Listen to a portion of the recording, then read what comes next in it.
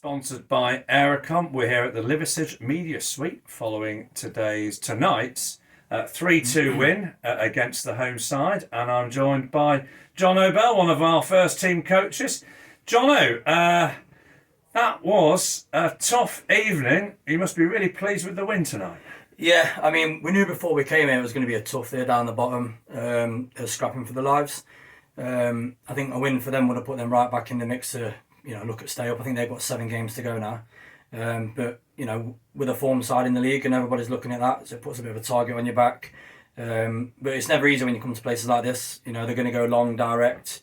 They had the big lad at centre-half who was winning all the headers, and you couldn't really get it down to the first 5 minutes. And then we did take over for the first half an hour. And we looked in control, went 1-0 up. And then they come back into it for the last 10, 15 minutes of the first half. And obviously, we're going at half time probably on the back foot. And it was just a case of regrouping and coming out second half and giving it another good go like we did in the first 30 minutes of the first half. And credit to the boys, I think we come out and I think the graft they put in, I think they deserve the win in the end. Certainly from looking at it, the pitch looked decent tonight, so quite wide, so a pitch we could play football on. And as you say, after an even start, I thought we had a 20-minute spell when we played some really good football.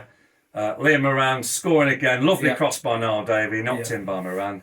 And really, within that spell, John, we should have scored a couple more goals, shouldn't we? Yeah, I think Liam had another chance just after that.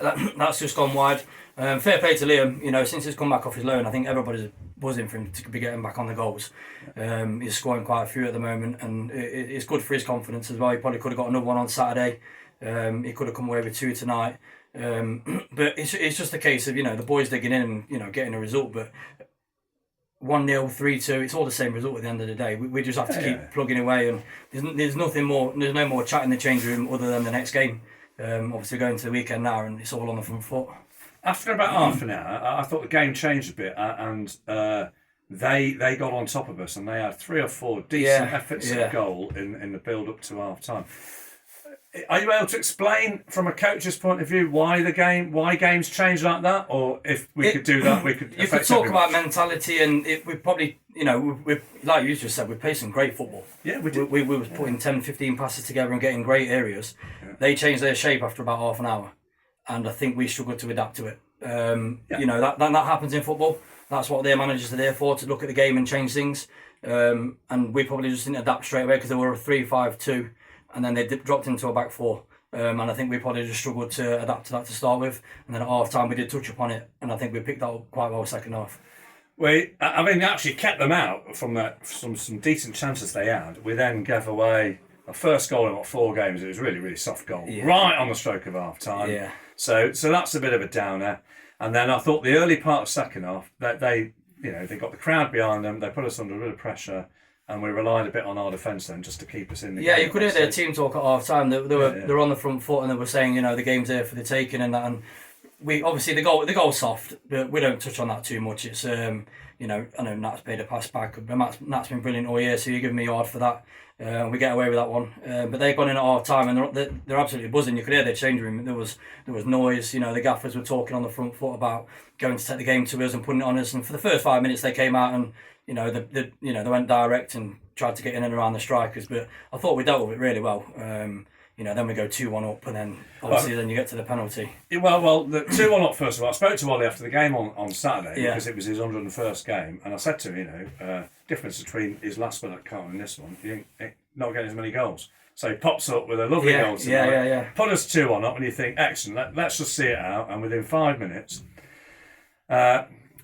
Lost Goldman foul, whether it was a foul or not. The referee clearly didn't give a penalty. No, The linesman didn't give a penalty. But then the game stops anyway. Apparently the linesman has buzzed the referee, but he's not flagged. But the issue was, it's not clear and decisive. It's the referee's looking at the linesman. The referee's not giving it.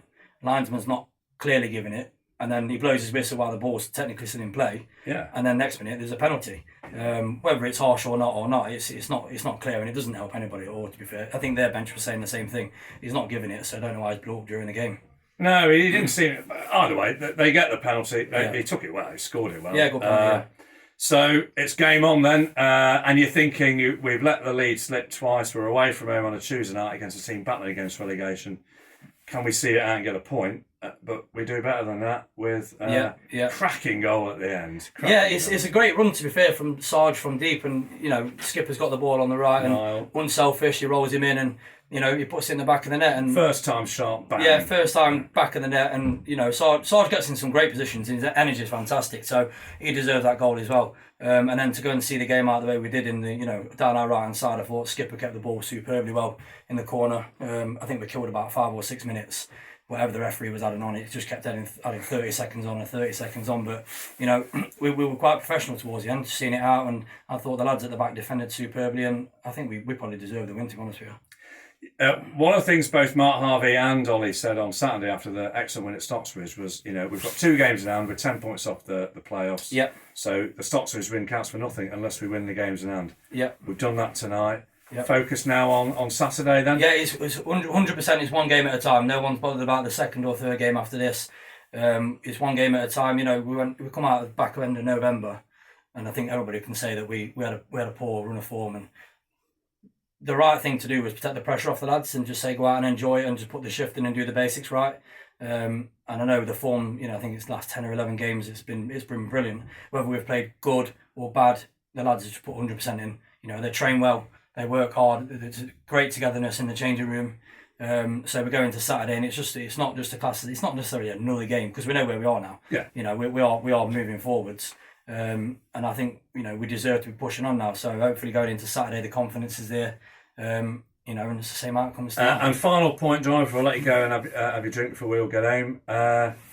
We had 12, 15, probably about 20, including Charlie Carter's family, supporters here tonight. Cheering the team on. Yeah, on a Tuesday night. Yeah, it's fantastic. For the fans. Yeah, the fans are superb. Whether you're at home and you can hear them from the sideline, or tonight it's not easy. It can take up to 2 hours of traffic to get here, and people being at work. It's very much appreciated by everybody. In the changing room.